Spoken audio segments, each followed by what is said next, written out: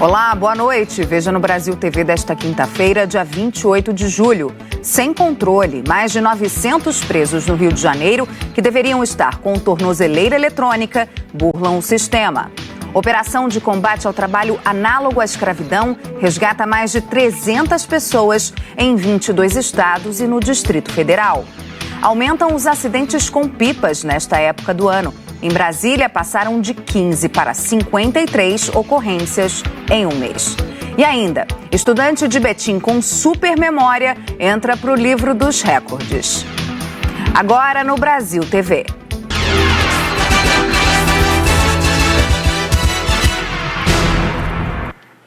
Mais de 900 presos que deveriam estar sendo monitorados com tornozeleira eletrônica no estado do Rio violaram o equipamento. Agora, ninguém mais sabe onde estão. Entre eles, um dos bandidos mais perigosos do estado, o traficante Marcelo Soares Medeiros, o Marcelo PQD. Vamos ver agora na reportagem do Eduardo Tchau. 8.000 presos do sistema penitenciário do estado usam tornozeleira eletrônica nos regimes aberto e semiaberto atualmente.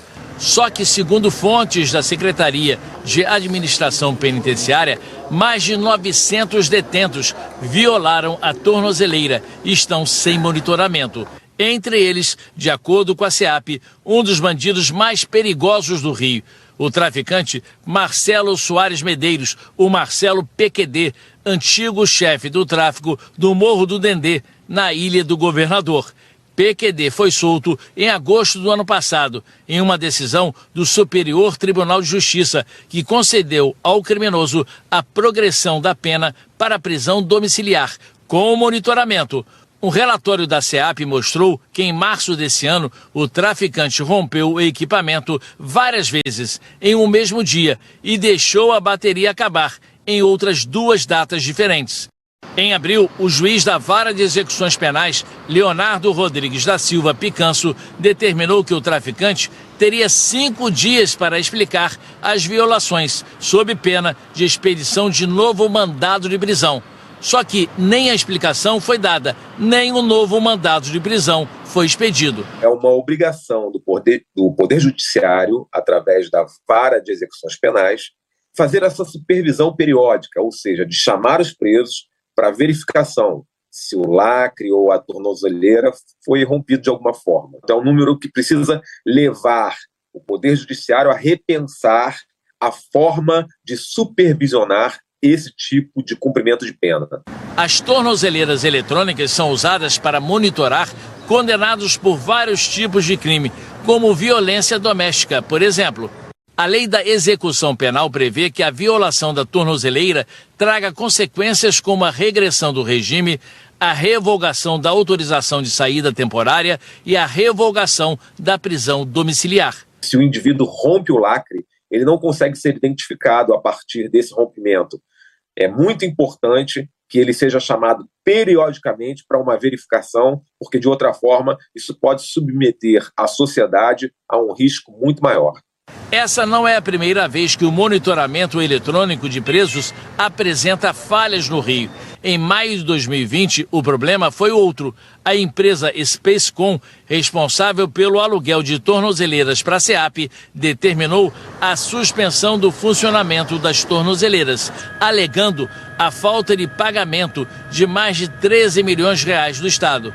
A fiscalização ficou suspensa por cerca de 24 horas, até que a Justiça determinou a retomada do serviço.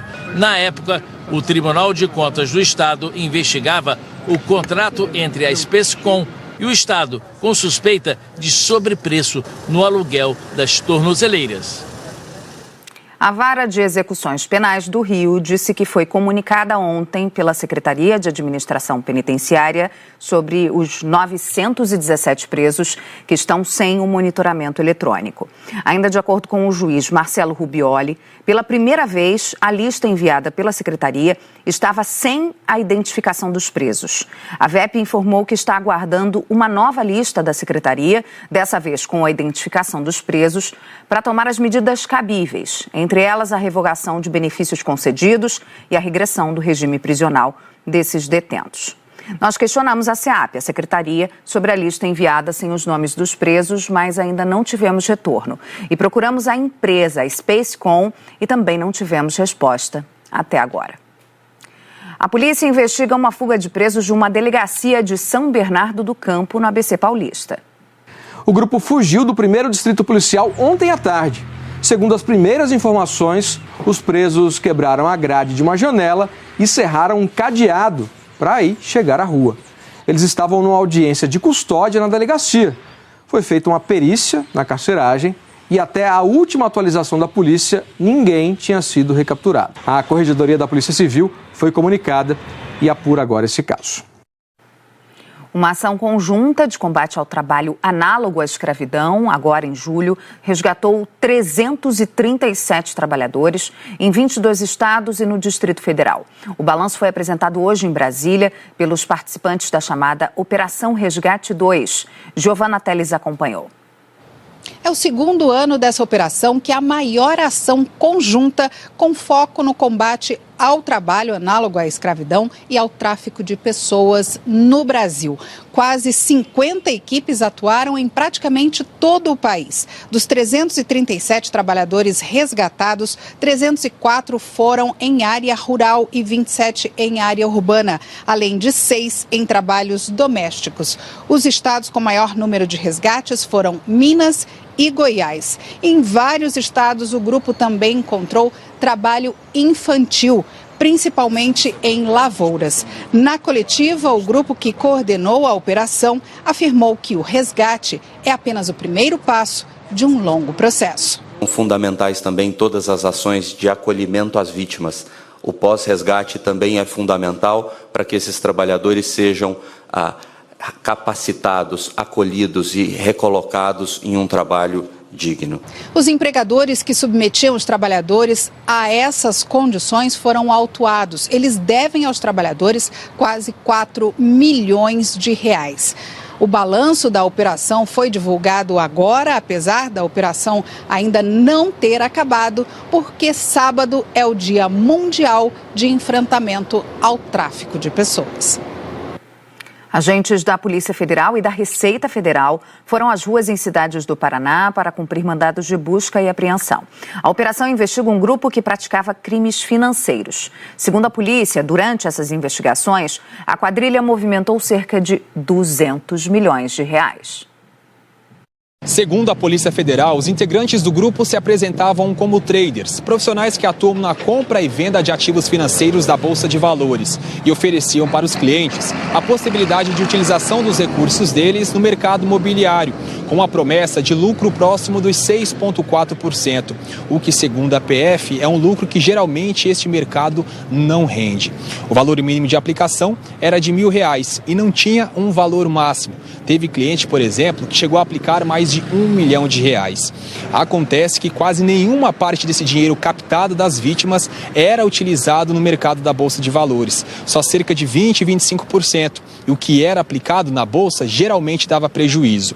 O restante era dividido entre os integrantes do grupo e também utilizado para pagar os novos investidores, que nos primeiros meses recebiam os lucros e imaginavam que não houvesse nenhuma irregularidade. Nesta quinta-feira, 70 policiais federais e 15 agentes da Receita Federal foram para as ruas cumprir 17 mandados de busca e apreensão em 5 municípios aqui do Paraná: Umuarama, Guaíra, Douradina, Foz do Iguaçu e Curitiba, e também no interior de São Paulo, em Taboão da Serra. As investigações começaram em 2021, quando a Polícia Federal percebeu que os integrantes do grupo tinham uma vida que não condizia com a renda deles, com automóveis de luxos e também várias casas. Depois desse trabalho de investigação, a PF percebeu também que o grupo migrou da Bolsa de Valores para um banco digital que foi recentemente inaugurado aqui em Umuarama. Eles mudam o foco de abordagem das pessoas e começam a se identificar como sendo um banco digital, oferecendo serviços além das operações em Bolsa de Valores e justificando essa obtenção de lucro não em novos investidores, mas como se tivesse vindo lucros dessas atividades de um banco digital. E até mesmo uma sede física na cidade de Umuarama foi montada para dissimular essa atividade ilícita deles como se fosse uma atividade regular. O grupo deve responder então pelos crimes contra o sistema financeiro nacional, contra o mercado de capitais e também a atuação em pirâmide financeira. Nós entramos em contato com a defesa da empresa investigada, mas não tivemos retorno. A gente fala agora da produção mineral no Brasil, que recuou neste ano, de acordo com as empresas que atuam nesse setor. Patrícia Fiuza tem as informações. Ei, Lilian, o setor de mineração registrou uma queda no saldo comercial de 52,5% no primeiro semestre deste ano, em comparação com o mesmo período do ano passado. Os dados são do Instituto Brasileiro de Mineração. O principal fator atribuído a esse recuo é a redução das compras de minério pela China, que diminuiu sua produção após lockdown em várias regiões industriais e restrições ambientais estabelecidas. Neste ano, Minas Gerais ultrapassou o Pará como estado de maior faturamento com mineração. Apesar disso, os dois registraram retração em relação ao ano passado. Uma força-tarefa que reúne IBAMA, Polícia Federal e Forças Armadas está combatendo o garimpo ilegal na terra indígena Yanomami, em Roraima, desde o início dessa semana. Segundo as autoridades, a reserva está ocupada por um grande número de invasores. É uma pressão conjunta. IBAMA, Polícia Federal e Forças Armadas. É uma tentativa de sufocar a presença de garimpeiros ilegais dentro da reserva indígena Yanomami. A força-tarefa estima que pelo menos 20 mil invasores estejam nas terras dos Yanomami. As forças de segurança destroem acampamentos, maquinários, tratores, tudo para evitar que o material seja reutilizado em outras áreas da reserva indígena, que é a maior do país, com 9 milhões de hectares, uma área do tamanho de Portugal. Os indígenas Yanomami vêm sofrendo um crescente ataque do garimpo ilegal. Um relatório divulgado por lideranças indígenas em abril desse ano apresentou o tamanho do estrago. Em 4 anos, entre 2016 e 2020, o garimpo na terra Yanomami cresceu mais de 3.000%. Os invasores retiram ilegalmente minérios, principalmente ouro e cassiterita, e deixam para trás grandes áreas destruídas de floresta. Mas as fiscalizações e operações contra o garimpo em Roraima encontram resistência até mesmo do poder público. Recentemente, uma lei estadual aprovada na Assembleia e sancionada pelo governador do estado proíbe que os órgãos ambientais de fiscalização destruam e inutilizem bens particulares apreendidos nas operações e fiscalizações ambientais no estado. A lei também proíbe que os órgãos de fiscalização do estado acompanhem órgãos federais em ações de destruição em operações ambientais. O Ministério Público Federal em Roraima já se manifestou contra a lei sancionada no dia 5 de julho. De acordo com o MPF, a lei é inconstitucional, na medida em que tenta esvaziar os instrumentos de fiscalização ambiental previstos em legislação federal e atenta contra princípios como o desenvolvimento sustentável, da prevenção e da vedação ao retrocesso ecológico. O Ministério Público Federal encaminhou o caso ao Procurador-Geral da República, Augusto Aras, que já acionou o Supremo Tribunal Federal. A operação na reserva Yanomami deve prosseguir por pelo menos mais uma semana. A ação da Procuradoria-Geral da República, que questiona a lei de Roraima, chegou ao STF durante o recesso da corte e ainda não teve um andamento. Agora, olha essa história. Em Mato Grosso do Sul, uma pessoa usando uma fantasia macabra de palhaço assustou vários moradores na cidade de Miranda. Essa aparição virou um caso de polícia. As informações com o Diego Queiroz. Olá, pois é, essa história está dando o que falar lá em Miranda, que fica a 187 quilômetros aqui de Campo Grande. E esse caso, no fim das contas, foi parar na delegacia. Mas também não é para menos. Imagine só, você está na sua casa, está chegando em casa e se depara com a seguinte cena que você vai ver agora. Dá só uma olhada aí. Uma pessoa parada na esquina ou caminhando em direção a você, usando roupas e máscara de palhaço e ainda segurando um facão. Muitos moradores que passaram por essa experiência ligaram para a Polícia Militar e denunciaram o comportamento estranho. A Polícia Civil também foi acionada e boletins de ocorrência foram registrados. Os policiais fizeram várias diligências, ou seja, foram para a rua para apurar tudo isso e encontraram o responsável por essa confusão. Era um rapaz de 18 anos de idade. Na casa dele, os policiais encontraram as roupas e a máscara. E ele diz que nada passou de uma brincadeira entre amigos e que eles queriam postar essas imagens na internet. Mas o delegado que está cuidando desse caso disse que ele vai responder por incitação ao crime. Diego Queiroz, para o Brasil TV. Cada uma, né? A partir de hoje, quem tem mais de 18 anos já pode tomar a segunda dose de reforço da vacina contra a Covid no Rio de Janeiro.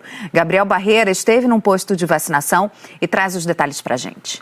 Olá, boa tarde. A orientação é tomar a segunda dose de reforço pelo menos 4 meses depois de ter tomado a primeira dose de reforço e não pode ter sintomas gripais. Se você testou positivo para a Covid, também tem que esperar pelo menos 30 dias para aí sim finalmente tomar essa quarta dose de reforço. Aqui no Rio, a Secretaria Municipal de Saúde estima que quase 70 mil doses podem ser perdidas porque estão com prazo de validade quase vencendo. Vão vencer no dia 2 de agosto. E o governo do Estado estima que mais de 150 mil doses já tenham sido perdidas por vários motivos, inclusive por prazo de validade. Então, quem tem a partir de 18 anos já pode procurar um posto de saúde no Rio de Janeiro para tomar a quarta dose da vacina contra a Covid. Gabriel Barreira para o Brasil TV.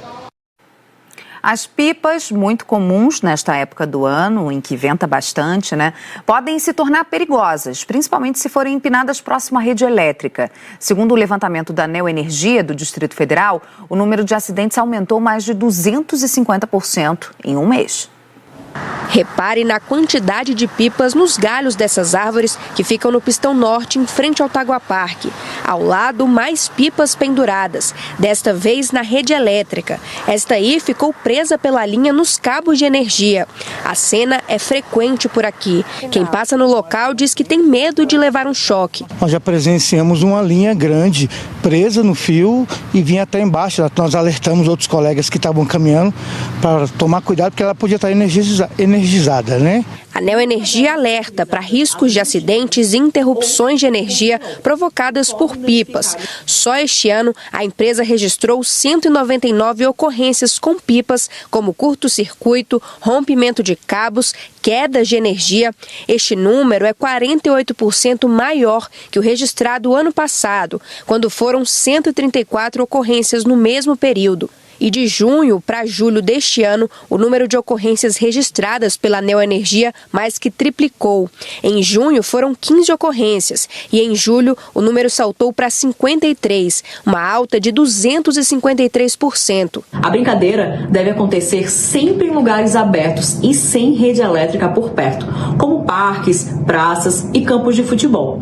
É importante destacar que a população jamais deve tentar retirar uma pipa presa na rede elétrica. Um outro risco ao soltar pipa é o uso do cerol e da linha chilena. Os dois são altamente cortantes e podem causar acidentes graves e até fatais. No DF é proibido por lei, desde 2018, o uso e a comercialização desses produtos. No Tagua Parque é só dar uma volta para encontrar várias linhas de pipa espalhadas pelo chão.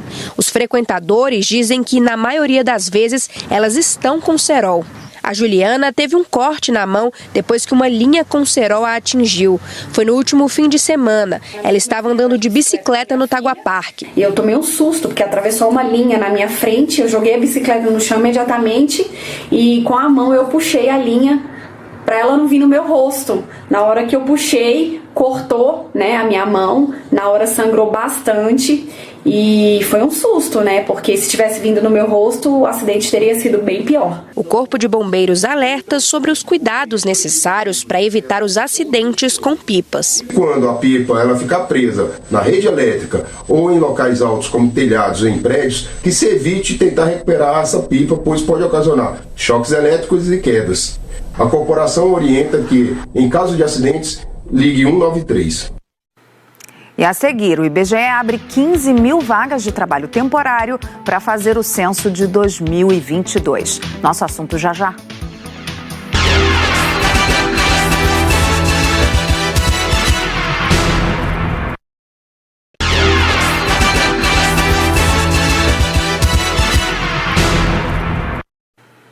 Brasil TV de volta falando de oportunidade de emprego. O IBGE anunciou a abertura de um novo processo seletivo para o censo.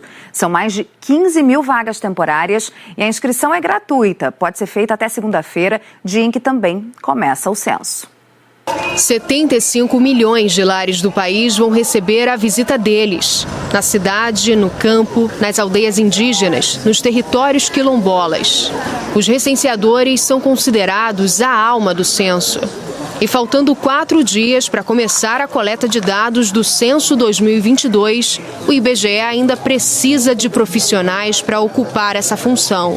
São 15 mil vagas em todas as regiões do país. São Paulo é o estado com o maior número de vagas. A inscrição é de graça e o prazo é curto. Os interessados têm até a próxima segunda-feira, dia 1º de agosto, para se candidatar. O pré-requisito para a função é ter o ensino fundamental completo. A remuneração será por produção. A previsão de duração do contrato é de até 3 meses, mas pode ser prorrogado. E a jornada de trabalho é de, no mínimo, 25 horas semanais.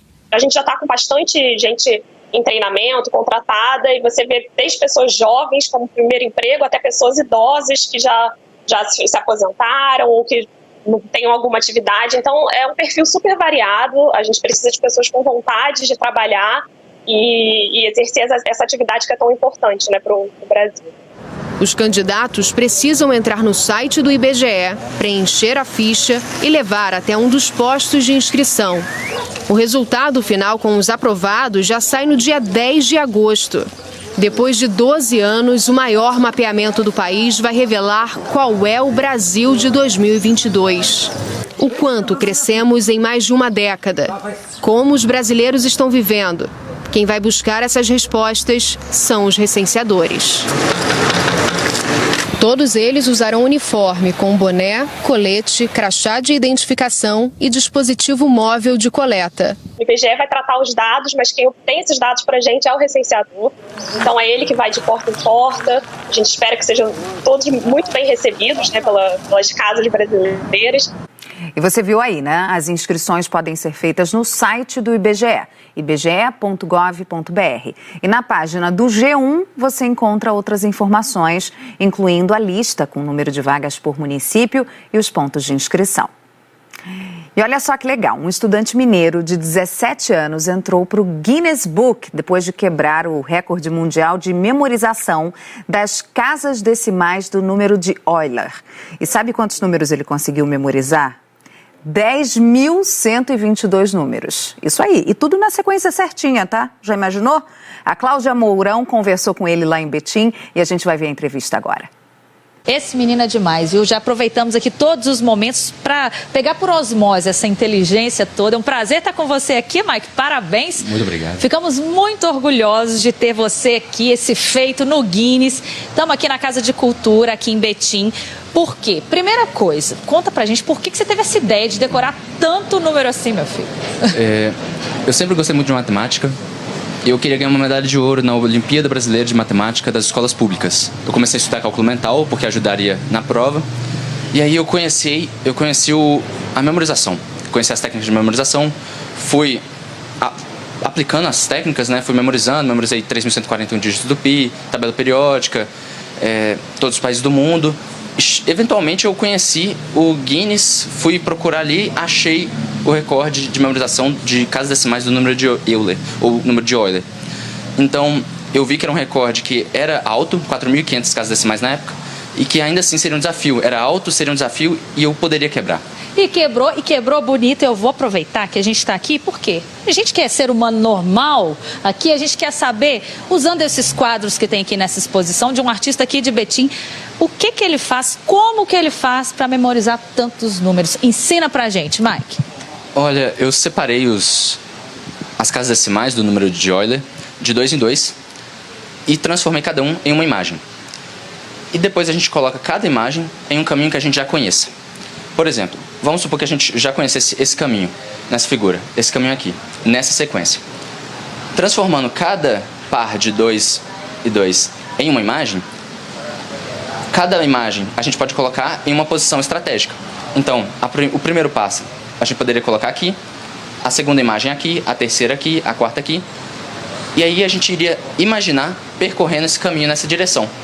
Então a gente ia primeiro ver esse par, essa imagem, a gente iria converter nos dígitos de novo, iria falar, depois a gente ia ver a segunda imagem, iria converter nos dígitos, iria falar de novo e assim por diante. Ô, gente, olha o caminho que ele fez para memorizar 10.122 números, meu Deus do céu. Agora me fala uma coisa, o Guinness, esse desafio seu, você fez lá no Cefet, ele é aluno de eletrotécnica lá do Cefet em BH, você fez em fevereiro, né? Sim. Agora o Guinness já aprovou e o que falta para você receber aquele certificado? Agora é só esperar, eles já vão me enviar. E aí seu nome já vai pro livro? Eu tô lá no site do Guinness já. E a gente sofrendo para gravar um número de telefone, um CPF, né? É isso aí, parabéns pro Mike dos Santos. Brasil TV fica por aqui, outras notícias logo mais no Jornal Nacional, às 20h30 da noite, hora de Brasília. Desejo excelente noite para você, até amanhã.